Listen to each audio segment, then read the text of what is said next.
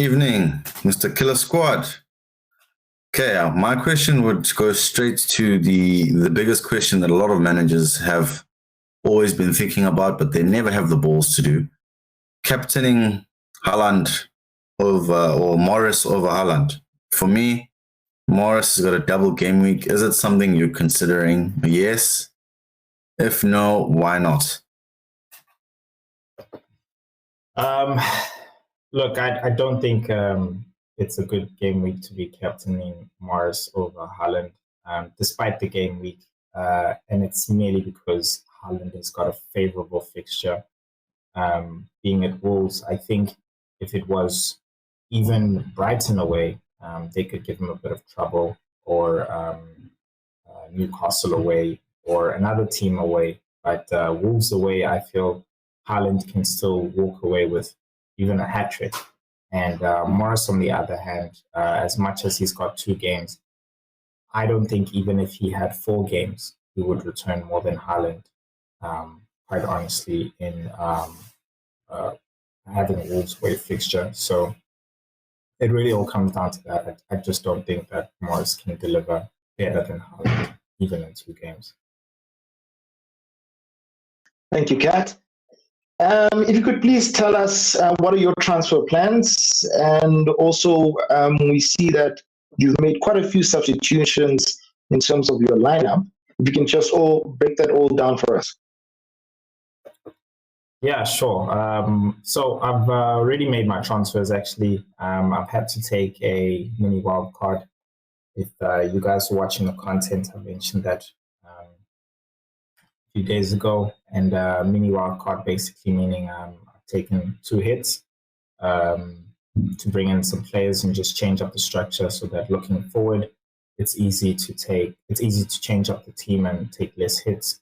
I've provisionally planned a way to Mo Salah for when that rush happens. I do have a bit of FOMO, but as I've said before, I'm not really keen on having Mo Salah in the team because he can create an imbalance when needed. You would most likely first look at him to release a couple of funds. Currently, I have what you call money in the bank, and it's there for Mo Salah. In terms of transfers, I have brought in Morris for João Pedro. Trying to see if I can gain anything from that double game week. And I've brought in Gordon as well. He goes out from Bremo. And I've brought in Hartman as well for Chilwell. A lot of it was also from the price drop happening, making sure that I can avoid that, and price increase as well on Gordon, and making sure I can catch that so that I'm not a 0.2 behind, and also making sure that team value keeps up high so that I can make changes for any players that continue to rise as well.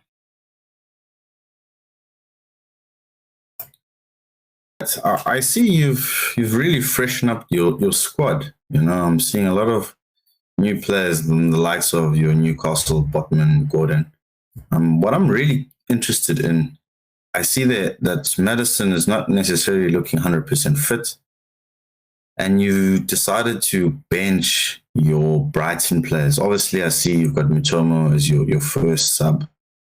Wouldn't you want to do it the other way around, where you've got Mitomo start instead of Madison, and then you can have Madison as your first sub? Just take me through your thought process on that, especially having both Brighton players on the bench, looking at the game that they had and the involvement that both players had in their previous game.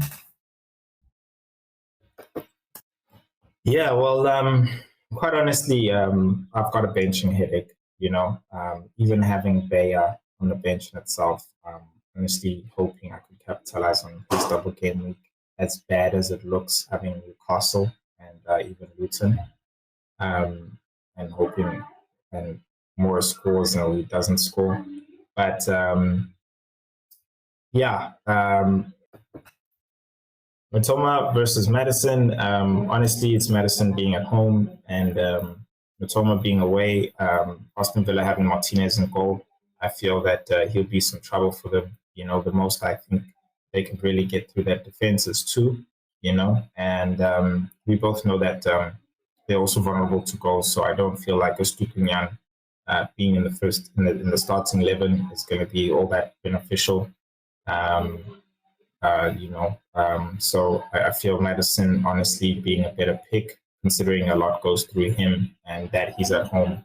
Honestly, yes, he's flagged right now, but I'll keep my ear on the ground and hope that he gets to start the game. If not, I'll bring him in for Matoma. And it's a great, as much as it's a benching headache, but at least you have that great option coming off the bench as well. Thank you, Kat.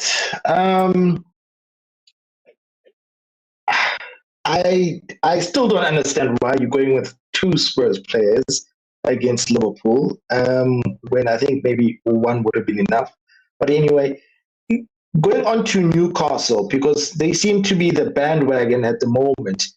Do you not think that maybe you could have, just for this game week, gone with a double Newcastle defense?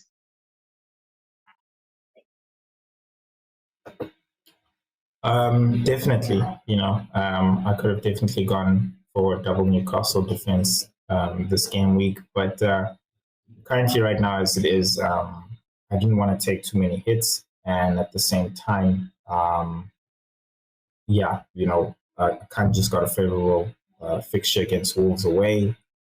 Saliba's got a favorable fixture against Bournemouth away, and then you got Botman. So I only needed 3 defenders, and then I've got Bayer as well. So I could afford just to take just the one Newcastle defender, and the midfield is more of a financial decision to free up some money.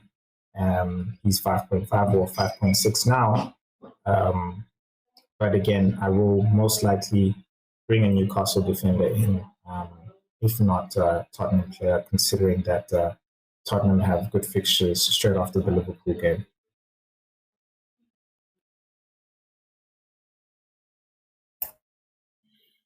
Okay, so my previous question, I did allude to you freshening up your team. Now, is it because you're slowly sliding down your mini leagues and you're hoping to bounce back? Or were you genuine when you said you are planning to bring in Salah? I just want to get that clarity.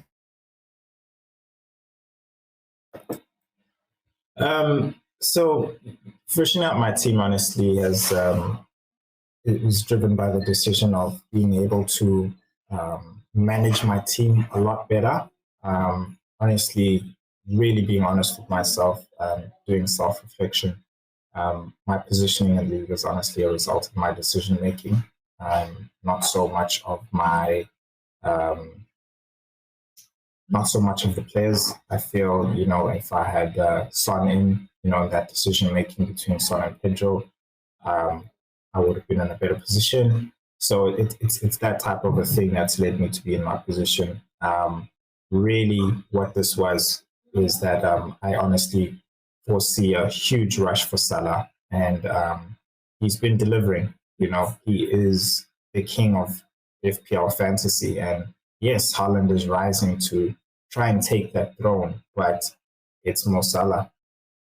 It's Mo Salah. As much as we don't want to have him in our squad because he'll create an imbalance, but when the entire FPL community is rushing for him and they get him and the price rises and you don't have that money in the bank to get him, and your team starts to really take a hit because the entire community has Haaland and Salah, you then starting to back yourself into a corner, which quite frankly, you don't want, whether it's early or in the middle of the season.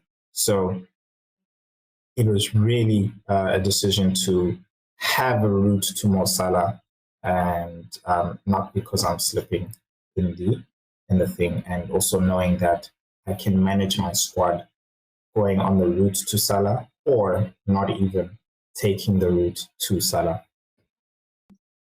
I just want to go back to last week because you made such a horrible mistake with Son, leaving him on the bench. Do you not feel that you're making the same mistake again with Mitoma? Do you not think that maybe this game might suit him, especially since he's playing up against Cash, who normally goes up the pitch? Do you not see some space for him down on the left? And also, I'm assuming because you brought in Gordon, that basically Gordon is the one replacing Mitoma. And just talk me through why would you rather have Gordon instead of Mitoma in that team?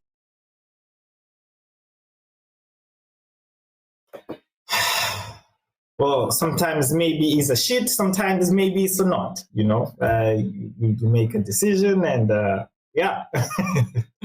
No, but honestly, yeah, guys, you know, you go with what you think is going to be best. Nobody knew that Sheffield would go 8-0 down at Sheffield, let alone against Newcastle, not a team necessarily known for their attack, right? We were all banking on the defenders. Nobody got the attack, you know? And that's very much what the game is, you know? Again, guys, we're predicting. We don't know. Yes, you raise a good point. It's Mitoma against Cash. He's really up on the field, but in the end of the day, they're still playing three defenders. So it's about cutting into the mid, it's cutting into that defense, not really the battle on the wing, you know. And that's what Matoma's going to be facing, not necessarily Cash, but the people down the center, where he's going to be running in as well. Yes, I can bring in him for Gordon, but then again, it's Brighton. You know, it's Brighton against a Newcastle team with who's this winger? Barnes, who's injured, and that puts Gordon in great favor. So he's not pretty much competing with anybody. Murphy really plays a lot on Almiron's wing. So Gordon's grabbed a goal. He's performed actually in the past 2 games, and he's playing a favorable fixture. And again, it comes down to that, you know, who do you think is more likely to score considering both of the players' form in their recent games? Gordon against Burnley at home or Mitoma against Aston Villa away? So quite honestly, I would put my money on Gordon facing Burnley at home against Mitoma facing Martinez and the rest of the defense of Aston Villa, who are not bad, quite honestly, away. So yeah, that's really where the decision comes from.